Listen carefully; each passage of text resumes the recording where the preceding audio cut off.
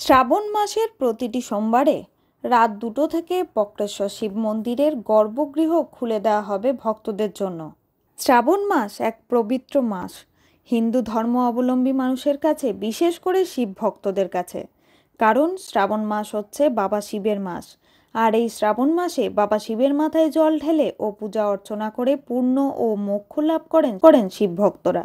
সেই জন্য রাজ্যের বিভিন্ন শিব মন্দিরের পাশাপাশি বীরভূমের সতীপীঠ বক্রেশ্বরে বাবা বক্রনাথের মাথায় জল ঢালার জন্য হাজার হাজার পুণ্যার্থী বক্রেশ্বরে ভিড় জমান।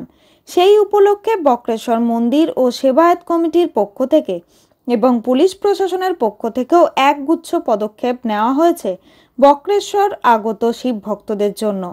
এবছর শ্রাবণ মাসে 4টি সোমবার পড়েছে। শ্রাবণ মাস শুরু হচ্ছে আগামী শুক্রবার থেকে। শ্রাবণ মাসের প্রতিটা দিনই বক্রেশ্বরে ভিড় থাকলেও সোমবারগুলিতে বক্রেশ্বর তীর্থক্ষেত্রে শ্রাবণ মাস শুরু হচ্ছে আগামী শুক্রবার থেকে। শ্রাবণ মাসের প্রতিটা দিনই বক্রেশ্বরে ভিড় থাকলেও সোমবারগুলিতে বক্রেশ্বর তীর্থক্ষেত্রে মিলন ক্ষেত্র রূপে পরিণত হয়। শ্রাবণ মাসের প্রতিটা দিনই বক্রেশ্বরে ভিড় থাকলেও সোমবারগুলিতে বক্রেশ্বর তীর্থক্ষেত্রে মিলন ক্ষেত্র রূপে পরিণত হয়।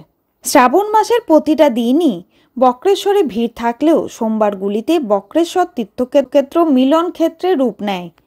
তাই ভক্তদের কথা মাথায় রেখে শ্রাবণের প্রতিটি সোমবারেই রাত 2টো থেকে বক্রেশ্বরের মন্দিরে গর্ভগৃহ শিব ভক্তদের জন্য খুলে দেওয়ার সিদ্ধান্ত নেওয়া হয়েছে এবং শ্রাবণ মাসের সোমবারে পুলিশ প্রশাসনের পক্ষ থেকেও পুণ্যার্থীদের জন্য যথেষ্ট নিরাপত্তার ব্যবস্থাও রাখা হয়েছে।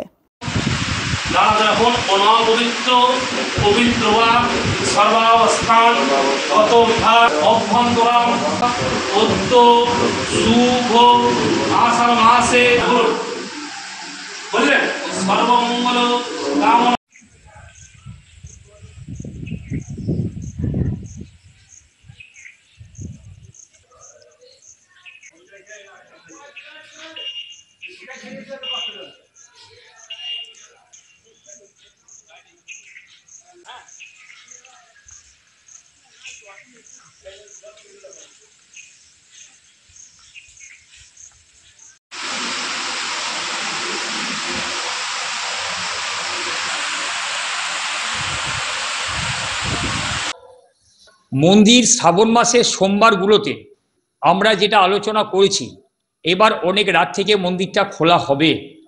আসুন, আপনি মোটামুটি ধরে রাখুন 2টো 2:30টার থেকে আমাদের মন্দির খুলে যাবে। 2টোর থেকে 2:30টার মধ্যে মন্দির খুলে যাবে এবং সেটা কিন্তু শুধুমাত্র সোমবারের জন্যে, আর অন্য কোনো বারে 2টো 2:30টার সময় খুলবে না। অন্যান্য বার 12 মাস যে টাইমে মন্দির খোলা হয় সেই টাইমে মন্দির খোলা হবে। সোমবারকে সামনে রেখে ভিড়টাকে যত তাড়াতাড়ি সম্ভব কভার করার জন্যে 2টোর থেকে 2:30টার মধ্যে আমরা মন্দিরটা খোলার চেষ্টা রাখছি। সোমনাথদের রিপোর্ট, ভয় টিভি, বক্রেশ্বর। অনুব্রত মণ্ডল পুজো দিলেন লাভপুরে। বীরভূমের অন্যতম প্রাচীন ও শ্রদ্ধেয় সতীপীঠ লাভপুর ফুল্লরা মন্দিরে আজ দুপুরে পুজো দিলেন তৃণমূল কংগ্রেসের জেলা কোর কমিটির সদস্য ও প্রাক্তন জেলা সভাপতি অনুব্রত মণ্ডল। সঙ্গে ছিলেন তার কন্যা সুকন্যা মণ্ডল। মন্দিরে পা রেখেই মা ফুল্লরার চরণে মঙ্গল কামনায় পূজা অর্চনা করেন তারা। শুধু নিজেদের পরিবার নয়, রাজ্যের মুখ্যমন্ত্রী মমতা ব্যানার্জি এবং সর্বভারতীয় সাধারণ সম্পাদক অভিষেক ব্যানার্জির মঙ্গল কামনা করেও পুজো দিলেন অনুব্রত মণ্ডল। তার কথায়, এই পবিত্র স্থানে এসে সবসময় শান্তি পায়। মা যেন বীরভূম জেলার প্রতিটি মানুষের ভালো রাখেন, এটাই প্রার্থনা করেছি। এদিন তিনি ফুল্লরা মন্দির চত্বরে সাংবাদিকদের মুখোমুখি হয়ে লাভপুর বিধানসভার শ্রীনিধিপুর অঞ্চলে তৃণমূল অঞ্চল সভাপতির হত্যাকাণ্ড প্রসঙ্গে বলেন, খুবই দুঃখজনক ঘটনা। এখানকার এমএলএ পুলিশকে যা বলার বলেছেন। আমি আশাবাদী পুলিশ সঠিক তদন্ত করবে এবং দোষীদের উপযুক্ত শাস্তি দেবে। অন্যদিকে ময়ূরেশ্বর বিধানসভার ইটাহার সমবায় সমিতির নির্বাচনে বিজেপির জয় নিয়ে প্রতিক্রিয়া দিতে গিয়ে অনুব্রত মণ্ডল বলেন, এ বিষয়ে আমার কোনো তথ্য নেই, তাই কিছু বলছি না।